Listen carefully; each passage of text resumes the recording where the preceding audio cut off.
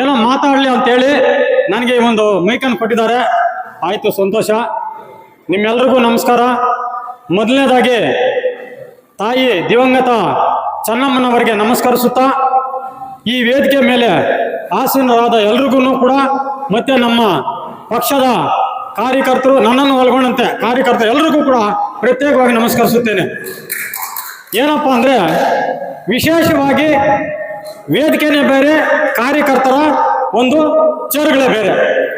ವೇದಿಕೆ ಮೇಲೆ ಆಸೀನರಾಗಿರ್ತಕ್ಕಂಥ ಎಲ್ಲ ಹಿರಿಯರು ಕೂಡ ಈ SRI ಬಗ್ಗೆ ತುಂಬ ಚೆನ್ನಾಗಿ ವಿವರಣೆ ಕೊಟ್ಟಿದ್ದಾರೆ. ನಮಗೆಲ್ಲ ಚೆನ್ನಾಗಿ ಕೇಳಿಸ್ಕೊಂಡಿದ್ದೀವಿ. ನಾವು ಕೂಡ ಈಗಾಗಲೇ ಅದಕ್ಕೆ ತಕ್ಕಂತೆ ನಾವು ಕಷ್ಟ ಬೀಳ್ತಾ ಇದ್ದೀವಿ ಬೂತ್ಗಳಲ್ಲಿ. ಏನಪ್ಪ SIR ಅಂದರೆ, 1956 ಜನವರಿ 26ರಂದು ಸಂವಿಧಾನ ಜಾರಿಗೆ ಬಂದಾಗ ಬಾಬಾ ಸಾಹೇಬರು ಒಂದು ಮಾತು ಹೇಳಿದ್ರು.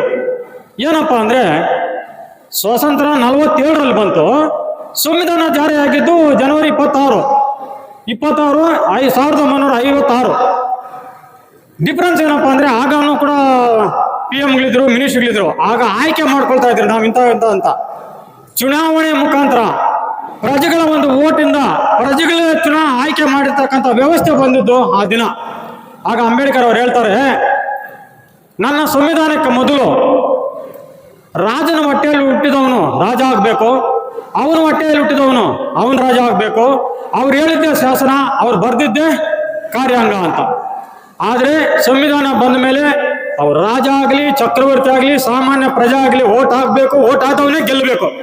ಇದು SIRದ ಒಂದು ಪದ್ಧತಿ. ಅದರಿಂದ ಈ ಒಂದು ವಿಚಾರಕ್ಕೆ ನಮ್ಮ ವೇದಿಕೆ ಮೇಲೆ ಇರ್ತಕ್ಕಂಥ ಎಲ್ಲ ಗಣ್ಯರು ಕೂಡ ತುಂಬ ಚೆನ್ನಾಗಿ ವಿವರಣೆ ಕೊಟ್ಟಿದ್ದಾರೆ. ಸಂತೋಷ, ಅವರಿಗೆಲ್ಲರಿಗೂ ಕೂಡ ಧನ್ಯವಾದಗಳು. ಸರ್, ನಾನು ಕಾರ್ಯಕರ್ತರ ಪರವಾಗಿ ನಾನು ಮಾತಾಡೋಕ್ಕೆ ಅವಕಾಶ ಕೊಟ್ಟಿದ್ದೀರಿ. ಏನಪ್ಪ ಅಂದರೆ, ಪಾಂಡವರು ಅರಣ್ಯವಾಸ, ಅಜ್ಞಾತವಾಸ ಅಂತ ಹೇಳ್ಬಿಟ್ಟು ಅದೆಲ್ಲ ಅವರು ಮಾಡಿರೋದು ನಮ್ಮ ಪುರಾಣಗಳಲ್ಲಿ ಕೂಡ ನಾವು ಕೇಳಿಸ್ಕೊಂಡಿದ್ದೀವಿ. ಈಗಲೂ ಕೂಡ ಅಲ್ಲಲ್ಲಿ ನಾಟಕಗಳ ಮುಖಾಂತರ ನಮ್ಗೆ ಈಗಲೂ ಕೂಡ ನಾವು ಅದನ್ನು ತಿಳ್ಕೊಳ್ತಾ ಇದ್ದೀವಿ. ಸರ್, ನಾನು ವಿಚಾರ ಯಾಕಪ್ಪ ಹೇಳ್ತೇನೆಂದರೆ, ಸುಮಾರು 15 ವರ್ಷಗಳ ಕಾಲ ನಮ್ಮ ಪಕ್ಷದವರು ನಮಗೆ ಅಧಿಕಾರ ಇಲ್ಲ ಅಂತ ಹೇಳ್ಬಿಟ್ಟು ಆ ಕಡೆ ಸಾಯ್ದಿರಾ, ಈ ಕಡೆ ಬದುಕಿದ್ದೀರಾ, ಮಧ್ಯದಲ್ಲಿ ನಲಿಗಿ ಶುಗರ್ ಬೇಕು ತಂದ್ಕೊಂಡ್ಬಿಟ್ಟಿದ್ದಾರೆ ನಮ್ಮ ಕಾರ್ಯಕರ್ತರು. ಅದು ಯಾರಿಗಾದ್ರೂ ನಿಮ್ಗೆ ಗೊತ್ತಾ? ನಿಮ್ಗೆ ಗೊತ್ತಿಲ್ಲ. ನಿಮಗೆ ರಾಜಕೀಯ ಬೇಕಾಗಿಲ್ಲ, ನೀವು ಸ್ಥಾನ ಸ್ಟೇಜ್ ಬೇಕಷ್ಟೇ. ನಿಮಗೆ ಸರ್ಕಾರದಿಂದ ಬೆನಿಫಿಟ್ ಬೇಕಾಗಿಲ್ಲ. ಸರ್ಕಾರದಿಂದ ಬೆನಿಫಿಟ್ ಬೇಕಾಗಿರೋದು ನಮಗೆ ಮಾತ್ರ. ಇಷ್ಟೆಲ್ಲ ನಾವು ಓಡಾಡಿ ನಮ್ಮ ಪಕ್ಷ ಬರಬೇಕು ಅಂತ ನಾವು ಓಡಾಡಿ 15 ವರ್ಷಗಳ ನಂತರ ನಾವು ಅಧಿಕಾರ ತಂದುಕೊಟ್ಟಿದ್ದೀವಿ ಸ್ವಾಮಿ. ನಿಮಗಾಗಿ ನಾವು ಅಧಿಕಾರ ತಂದುಕೊಟ್ಟಿದ್ದೀವಿ. ಆದರೆ ಇದರ ಪ್ರತಿಫಲ ಏನಿದೆ ಸರ್? ನಾನೊಬ್ಬ ಕಾರ್ಯಕರ್ತ, ನನ್ನ ಹತ್ರ ಸೈಕಲ್ಲು ಇಲ್ಲ, 2 ವೀಲರ್ ಇಲ್ಲ, ವಗೇರೆಗಳೇನೂ ಇಲ್ಲ. ನಾನು ನಡ್ಕೊಂಡು ಹೋಗ್ತೀನಿ, ಎಲ್ಲ ಜನರನ್ನು ಕೂಡ ವಿಶ್ವಾಸಕ್ಕೆ ತಗೊಳ್ತೀನಿ, ಮಾತಾಡ್ತೀನಿ. ಈಗಿರೋವಾಗ ಈ 2-3 ದಿನ ಹಿಂದೆ ಒಂದು ಚರ್ಚೆ ಆಯಿತು. ವಿರೋಧ ಪಕ್ಷದವರು, ಅಂದರೆ ವಿರೋಧಿಗಳೇನಲ್ಲ, ಅವರು ಪಕ್ಷದವ್ರೆ. ಆದರೆ ನಮ್ಮ ಪಕ್ಷಕ್ಕೆ ವಿರೋಧದವರು, ನಮಗೆಲ್ಲ ವಿರೋಧದವ್ರೆ. ಏನಪ್ಪ ಕಾರಣ ಅಂದರೆ, ಅವ್ರು ನನಗೊಂದು ಸಲಹೆ ಕೊಟ್ಟರು. ಏನು ನಿಮ್ಮ ಪಕ್ಷ ಹಿಂಗೆ ಅಂತ. ನಮ್ಮ ಪಕ್ಷ ಆಲದ ಮರ ಇದ್ದಂಗೆ. ಈ ಪಕ್ಷ ಉದಯವಾಗಿರೋದು ಆಲದ ಮರ ಎಲ್ಲಪ್ಪ ಇದೆ ಅಂದರೆ ಆಲಂಗೂರಿನಲ್ಲಿದೆ. ಆಲಂಗೂರಿನಲ್ಲಿ ಸ್ಥಾಪನೆ ಮಾಡಿರ್ತಕ್ಕಂಥ ನಮ್ಮ ಗೌಡರದು ಪಕ್ಷ ಇದು ಅಂತ ನಾನು ಹೇಳಿದಾಗ, ಇದೆಲ್ಲ ಚೆನ್ನಾಗಿ ಮಾತಾಡ್ತೀರ ನೀವು. ಇದಾದ್ಮೇಲೆ ನಿಮ್ಮ ಪಕ್ಷದಲ್ಲಿ ಒಗ್ಗಟ್ಟಿಲ್ಲ, ಅಲ್ಲಿದ್ದಾರೆ ಇಲ್ಲಿದ್ದಾರೆ ಅಂತ ಹೇಳಿದ್ರಿ. ನಾನು ಯಾವತ್ತೂ ಕೂಡ ಪಕ್ಷಕ್ಕೆ ವಿರೋಧವಾಗಿ ನಾನು ಎಲ್ಲೂ ಮಾತಾಡಿಲ್ಲ. ಪಕ್ಷದ ವಿರೋಧ ಚಟುವಟಿಕೆಗಳಲ್ಲಿ ನಾನು ಭಾಗವಹಿಸಿಲ್ಲ. ನಾನು ಇದನ್ನು ಯಾಕಪ್ಪ ಹೇಳ್ತಾ ಅಂದರೆ, ದಯವಿಟ್ಟು ಅರ್ಥ ಮಾಡ್ಕೊಳ್ಳಿ. ನಾನು ಹೇಳ್ತೀನಿ, ಪಕ್ಷವನ್ನು ನಾನು ಯಾವತ್ತೂ ಬಿಟ್ಕೊಟ್ಟು ಮಾತಾಡಿಲ್ಲ. ನಾನು ಹೇಳಿದೆ, ಮನೆಯಲ್ಲಿ 4 ಜನ ಮಕ್ಕಳಿದ್ರೆ ಒಬ್ಬನ ಆ ಕಾಲೇಜಿಗೆ ಹೋಗ್ಬೇಕಂತಾನೆ, ಒಬ್ಬನ ಇನ್ನೊಂದು ಕಾಲೇಜಿಗೆ ಹೋಗ್ಬೇಕಂತಾನೆ, ಇಂಥ ಬಟ್ಟೆ ಬೇಕು ಅಂತ ಹೇಳ್ತಾನೆ.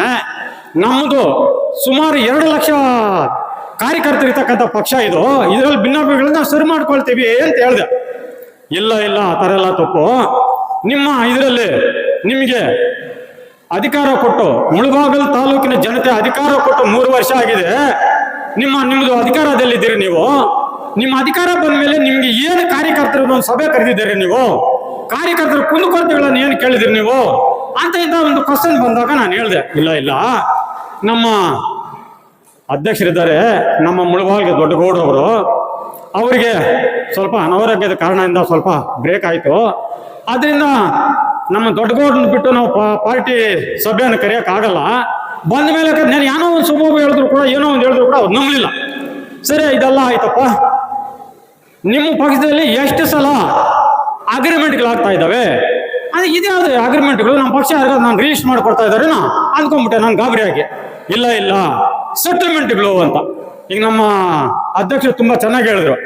ಏನಪ್ಪ ನಾನು ಮಾತಾಡ್ಬೇಕು ಅಂದ್ಕೊಂಡಿದ್ದೆಲ್ಲ ನಮ್ಮ ಅಧ್ಯಕ್ಷರು ಮಾತಾಡ್ಬಿಟ್ರಲ್ಲಪ್ಪ, ನಾನು ಎಲ್ಲಿದೆ ಚಾನ್ಸು ಅಂದ್ಕೊಂಡಿದ್ದೆ, ಆದರೂ ನನಗೆ ಅವಕಾಶ ಕೊಟ್ಟಿದ್ದಾರೆ.